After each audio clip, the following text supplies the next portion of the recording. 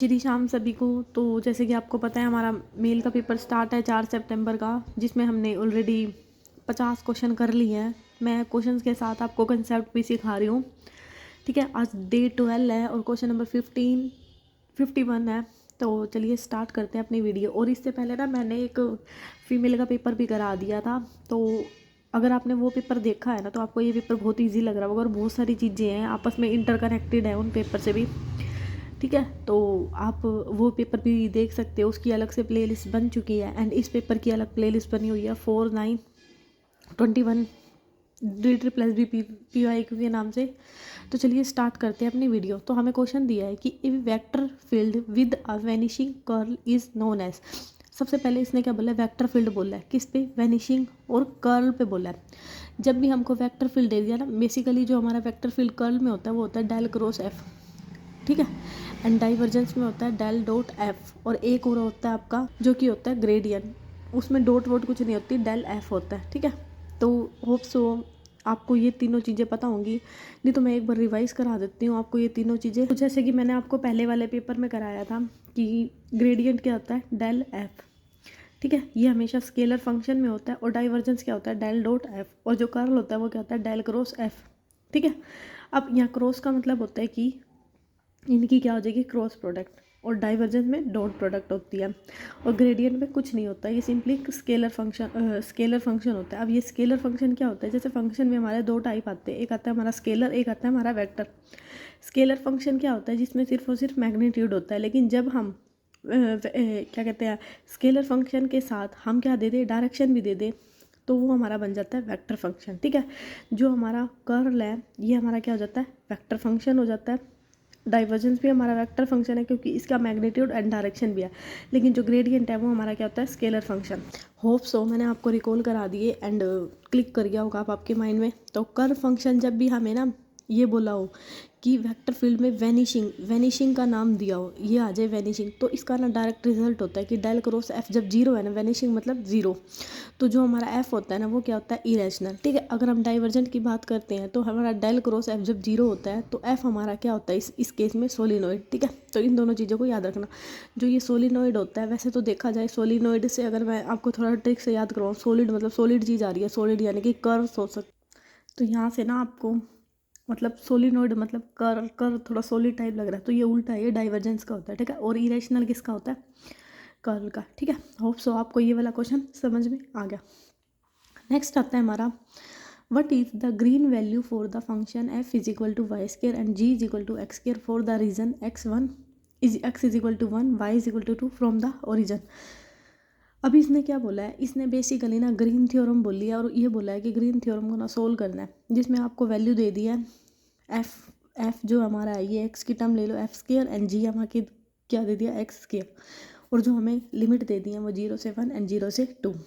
तो y की limit हमें क्या दे दी, 0 से 2, और x की क्या दे दी, 0 से 1। जो हमारी ग्रीन थ्योरम है, मैंने आपको कल भी रिवाइज कराई थी। ठीक है, आपने कल का पेपर दिखा है तो जो हमारी ग्रीन थ्योरम है वो क्या बोलता है कि line integral f1 dx plus f2 dy is equal to surface integral करली f2 x माइनस में करली f1 y dx dy। ठीक है, सिंपली आपको क्या करना है, इसमें वैल्यू पुट कर दिया। तो जो हमारा ये है ना एफ वाई, इसको तो कर दो, ये हमारा x हो जाएगा करली y1 अपॉन में करली x, और ये हो जाएगा करली f1 अपॉन में करली y।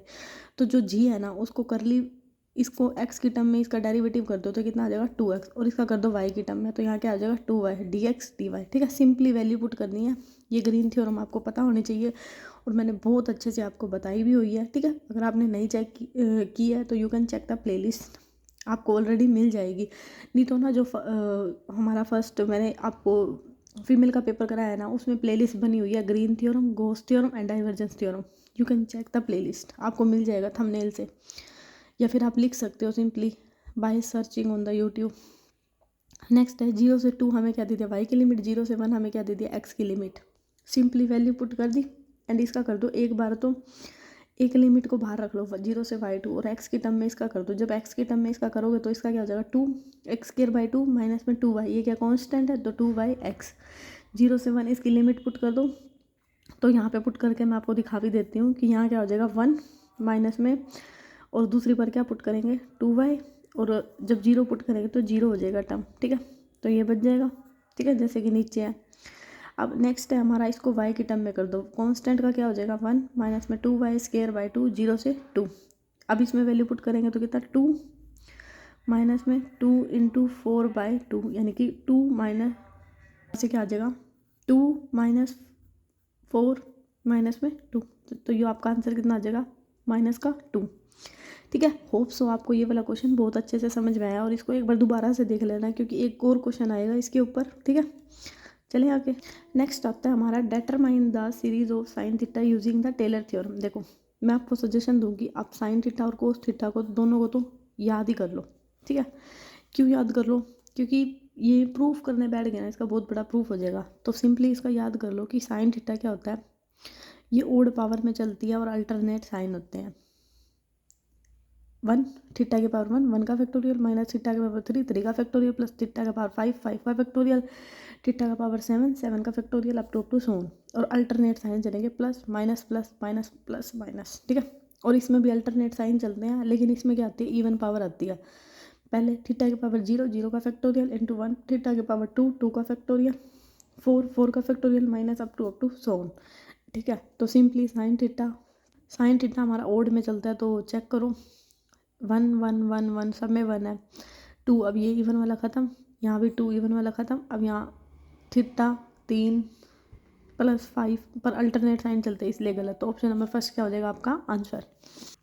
नेक्स्ट क्वेश्चन है हमारा which of the function is not the uniformly continuous function.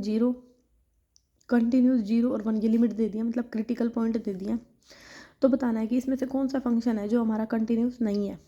तो इस क्वेश्चन को कैसे करोगे कि हमें सिंपली बताना है यूनिफॉर्मली कंटिन्यूस नहीं है। तो इसकी याद मैं आपको बताती हूँ, इसका आपको कैसे देखना है। सबसे पहले ना आपको ये पता होना चाहिए, जो मैंने नोट बना के लिखा हुआ है सर्कल में, ये मोस्ट इंपॉर्टेंट बात लिखी हुई है। क्या sine X cos X e की power X A X B constant function sine X by X. ठीक है, ये सारे फंक्शन क्या होते हैं हमारे कंटिन्यूस होते हैं। ठीक है, मैं क्या बोल रही हूँ, ये सारे फंक्शन क्या होते हैं हमारे कंटिन्यूस होते हैं। लेकिन जो हमारा लास्ट वाला फंक्शन है ना ये कंटिन्यूस नहीं होता। क्यों नहीं होता मैं बताती हूँ आपको बहुत आसान तरीके से।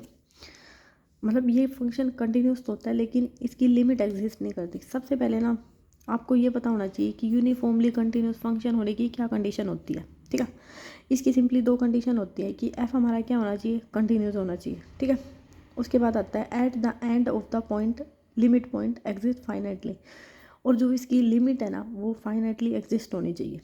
ठीक है, कैसे, जैसे हम ऑप्शन नंबर फर्स्ट को उठाते हैं। अभी मैंने क्या बोला कि साइन एक्स हमारा कंटिन्यूस होता है और साइन एक्स के और एक्स हमारा क्या लीनियर फंक्शन होता है। तो साइन एक्स बाई एक्स ये कंटिन्यूस तो ये पूरी जो है इक्वेशन है साइन एक्स बाई एक्स ये कंटिन्यूस होती है। सेकंड क्या है, इसमें लिमिट एग्जिस्ट होनी चाहिए, तो हमने लेफ्ट हैंड लिमिट लगा दी। ठीक है, क्या साइन एक्स जब मैंने मतलब 0 की फॉर्म में लिया तो 0 माइनस एच डिवाइडेड बाई क्या हो जाएगा एच। ठीक है, एच टेंडिंग टू 0। अब 0 माइनस एच को हम क्या लिख सकते हैं साइन एच, यहाँ भी एच। ठीक है, साइन एच बाई एच ये हमारा क्या होता है 1। अगर मैं पॉजिटिव टर्म करूँ इसकी राइट हैंड लिमिट लगाऊँ तो भी हमारी क्या हो जाएगी साइन एच बाई एच, तो वो भी क्या हो जाएगा 1। इसमें क्या हो गया हमारी लिमिट एग्जिस्ट करेगी। तो ये हमारा फंक्शन क्या है यूनिफॉर्मली कंटिन्यूस, क्योंकि ये हमारा कंटिन्यूस भी है। पहली कंडीशन क्या होनी चाहिए कंटिन्यूस, दूसरा क्या होनी चाहिए इसकी लिमिट एग्जिस्ट होनी चाहिए फाइनाइटली। लिमिट एग्जिस्ट होनी चाहिए फाइनाइटली तो ये हमारा है। अब हमारा एक्स स्क्वायर है, एक्स स्क्वायर को ये फंक्शन क्या है लीनियर फंक्शन है तो ये कंटिन्यूस है। ठीक है, अब इसकी लिमिट कैसे एग्जिस्ट होएगी, तो इसमें भी 0 की एच की जगह क्या एक्स की जगह क्या लेना है 0 माइनस एच का होल स्क्वायर। ठीक है, यहाँ 0 आ जाएगा फाइनाइट आ गया। इसी तरह अगर मैं प्लस के लिए लूँगी तो 0 प्लस एच हो जाएगा, वो भी क्या हो जाएगा फाइनाइट, यानी कि इसकी left hand limit and right hand limit.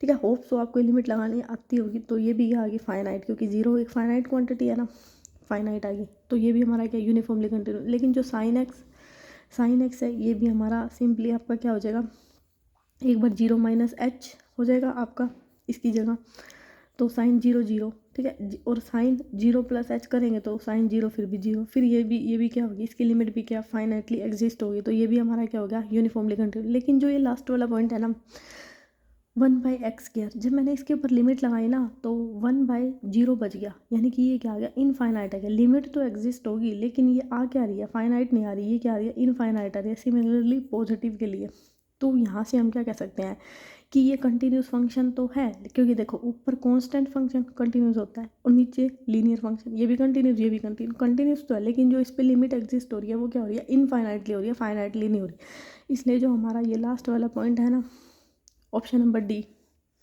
ये हमारा क्या दे दिया, यूनिफॉर्मली कंटिन्यूस नहीं है। होप सो आपको ये वाला क्वेश्चन अच्छे से समझ में आया होगा। सो अभी के लिए इतना ही, मिलते हैं कल, बाय।